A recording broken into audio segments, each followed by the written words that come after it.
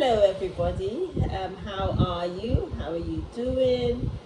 How is the year going? Today, I'd like to talk about the work-life balance and some tips 10 tips really, that women can use in order to juggle their professional life and their personal life. The truth of the matter is that when you're striving for career growth, it's very difficult to juggle the responsibilities that come with being a woman and those to do with being a female professional in the workplace. It's very difficult. There are only a couple of hours in a day, and so women have found it very difficult sometimes to go up the career ladder um, and maintaining the necessary professional advancement, or making the necessary contributions to their workplace that can ensure their career growth. So today I'd like to give 10 tips that women can use in order to overcome the challenges faced with being a female professional, a wife, a mother, all at the same time. So here goes. Tip number 1. It doesn't have to be perfect. Guys, it just has to be done. Perfection really and truly is the enemy of progress. A lot of women, we beat ourselves up, trying to achieve perfection in the workplace, perfection at home, perfection in every area of our lives. But I think that the key is to strive for perfection. And as you strive for perfection, you end up at say 80% or 90 even.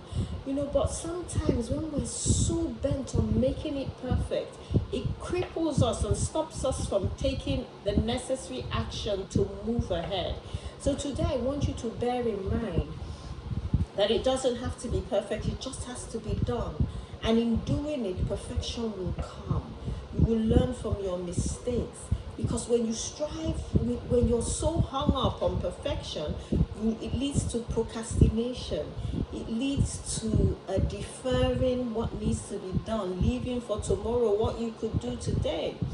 It cripples you. It leads to inaction. You refuse to take the action. Even a step in the right direction, becomes alien to you. So that's my first tip in trying to achieve the work-life balance. Tip number 2 is learn how to say no. Women, we are so used to multitasking that we add on so many things to what we're doing, and we're always available to take on more work. It's as if we think we can do everything. So learn to say no to some things.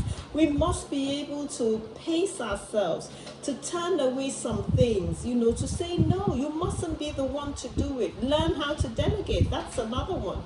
You must be able to use the resources at your disposal.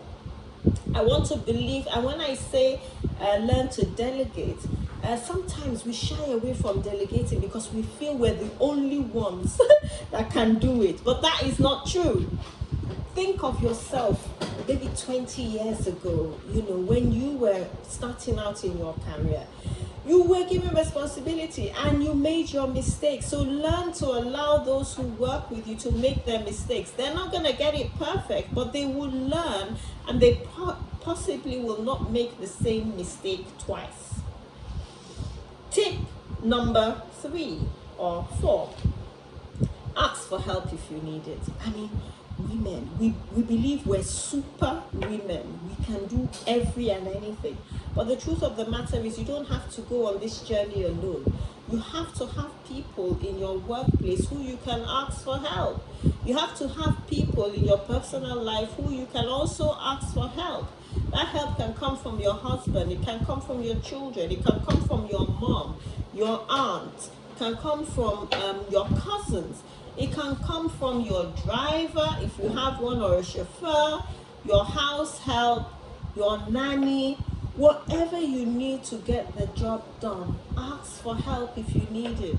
In the workplace, it can be a trusted colleague, it can be the tea lady, the hospitality staff in your organization. But learn and recognize that you can't do this thing on your own. You can't juggle and make a success of your personal and professional life on your own, because no man is an island. Tip number 5, you have to prioritize. And if you need to go to some sort of training to help you discover or learn the skill of how to prioritize properly, then please do so. Because everything that you need to do, both in your career and in your personal life, there's a hierarchy of priority, and you need to learn which ones to put first and which ones to put last. You need to learn which ones are must do, which ones are maybes, and which ones can wait for another day. Categorize them into red, amber, green. I love the issue of the to-do list, because the to-do list helps you to identify all the things you need to do, both in your professional and personal life, and allocate some level of urgency or importance to each one, and then take them one after the other.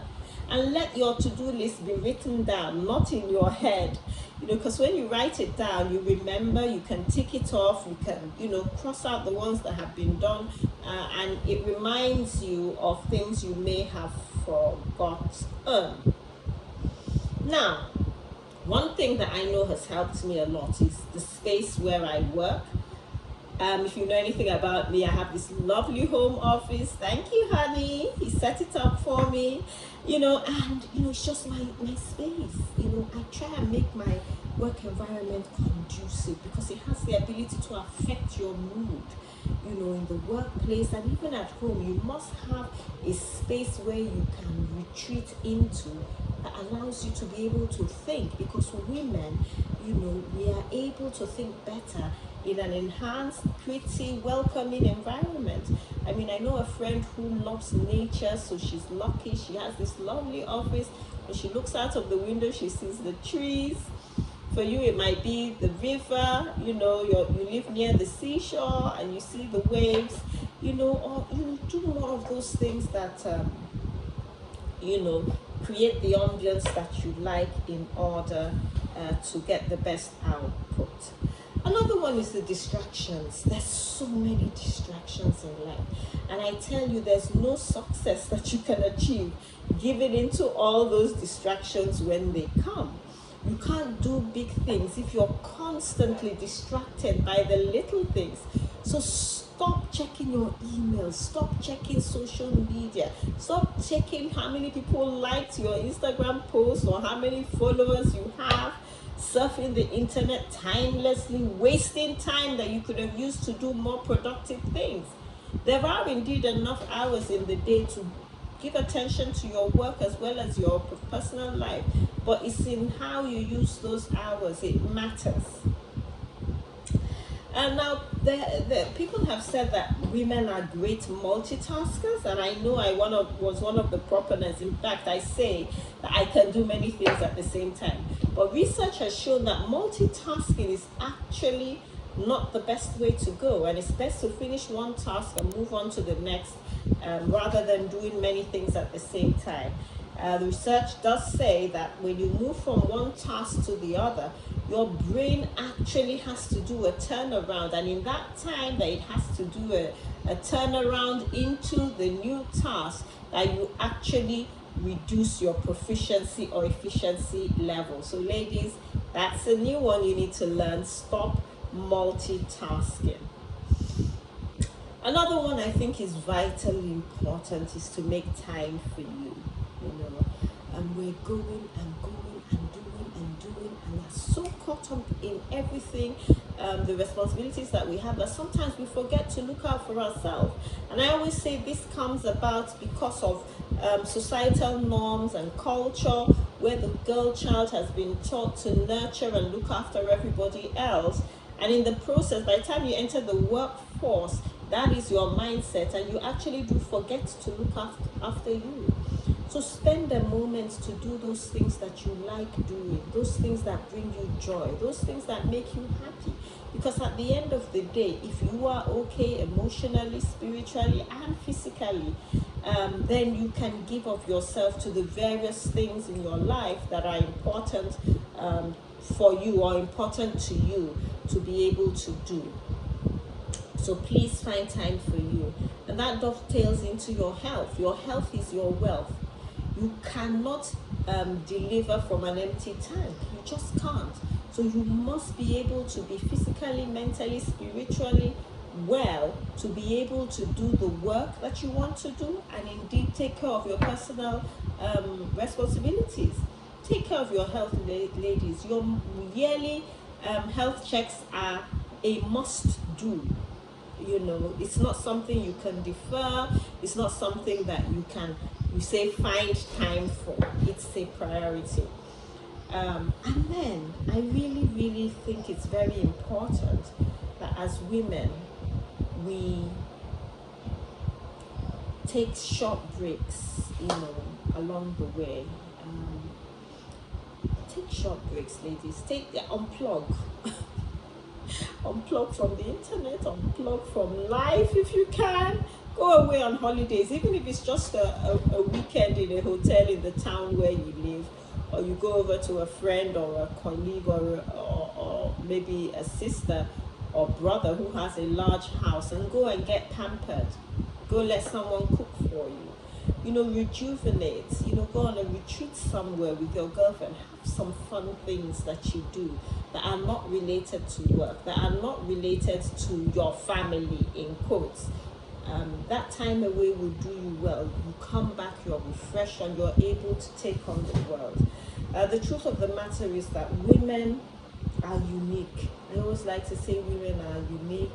We have foresight, we have empathy, we're intuitive, and we, in most times, most circumstances, are the best person for those top managerial roles.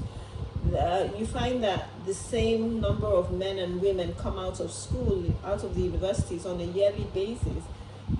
They get into jobs, that's okay, but by the time you get to the mid-level to senior level, the men, just take over.